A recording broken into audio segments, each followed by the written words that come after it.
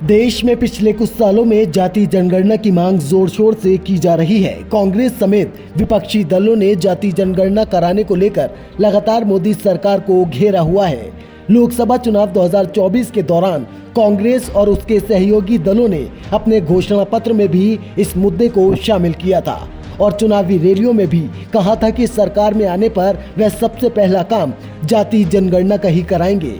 जाति जनगणना को लेकर कांग्रेस और विपक्षी दलों का आरोप है कि बीजेपी सरकार जाति जनगणना नहीं कराना चाहती, लेकिन पिछले कुछ महीनों में एनडीए के ही सहयोगी दल लोक जनशक्ति पार्टी के प्रमुख और केंद्रीय मंत्री चिराग पासवान ने भी जाति जनगणना का समर्थन किया है। यूपी में बीजेपी के सहयोगी अपना दल की प्रमुख और केंद्रीय मंत्री अनुप्रिया पटेल ने कई बार जाति जनगणना का मुद्दा खुलकर उठाया है। वहीं बिहार में भी बीजेपी के साथ मिलकर सरकार चला रही और एनडीए की पुरानी सहयोगी जेडीयू ने पिछले साल जाति सर्वेक्षण करवाया था।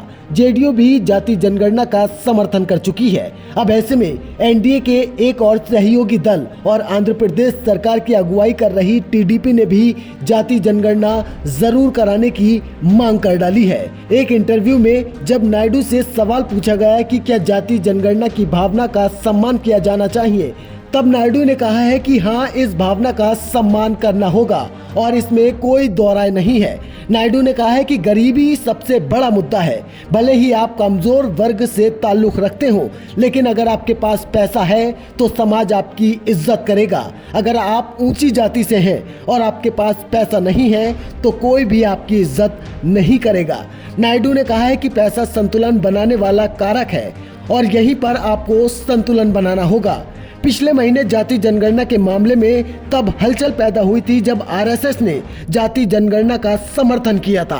आरएसएस की ओर से सुनील अंबेकर ने कहा था कि जाति जनगणना एक संवेदनशील मुद्दा है और इस पर राजनीति नहीं होनी चाहिए।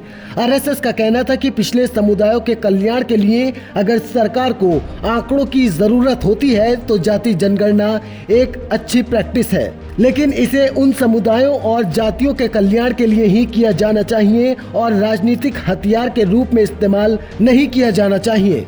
आरएसएस के इस बयान को जातिगत जनगणना के समर्थन के रूप में देखा गया था।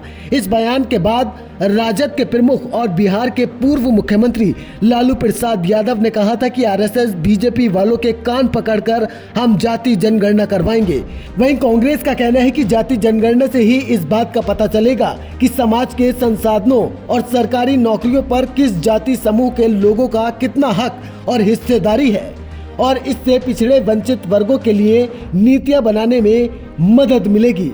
लोकसभा चुनाव 2024 में बीजेपी को अपने दम पर जनादेश नहीं मिला और ऐसे में वह सहयोगी दलों टीडीपी, जेडीयू और एनडीए में शामिल अन्य छोटे दलों पर निर्भर है।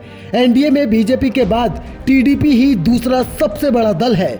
बीजेपी को सरकार चलाने के लिए टीडीपी, जेडीयू के सहयोग की सख्त जरूरत है, लेकिन जिस तरह सहयोगी दल लगातार जाति जनगणना की मांग को लेकर मुखर हो रहे हैं, उसमें ये सवाल पूछना तो लाजमी है कि बीजेपी कब तक जाति जनगणना से भागती रहेगी। अब देखना होगा कि सरकार इस पर क्या कदम उठाएगी और छोटे दलों को कैसे मनाएगी। ब्यूरो रिपोर्ट, हरियाणा आज।